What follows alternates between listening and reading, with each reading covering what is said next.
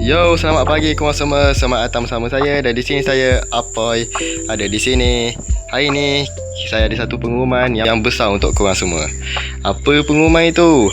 Ada rahsia. Okay. Pengumuman kita adalah saya dengan ini mengadakan sebuah pertandingan yang bagus, yang besar untuk korang semua.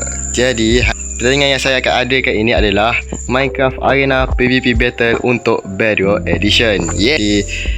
Ini boleh untuk korang tunjukkan, untuk korang dapatkan duit secara pakai duit aku.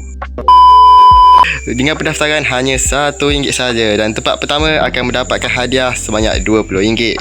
RM20 je ke? Memang RM20 je. Sebab aku ni masih YouTuber baru, jadi wajar lah. Dan tempat kedua juga akan dapatkan hadiah sebanyak masih untung lah. Korang bayar RM1 dapat untung RM10, RM20. Dan jika korang kalah pun RM1 je kan. RM1 je kan. RM1 je.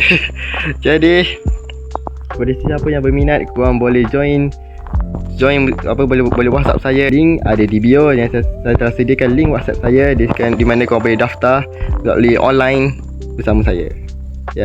Dan mungkin saya akan adakan pertandingan yang lebih besar lah. Hadiah mungkin tak ada sampai berpuluh-puluh kan, beratus-ratus mungkin. Saya kali ini dapat sambutan yang meriah. Jadi jika korang berminat, korang boleh PM saya.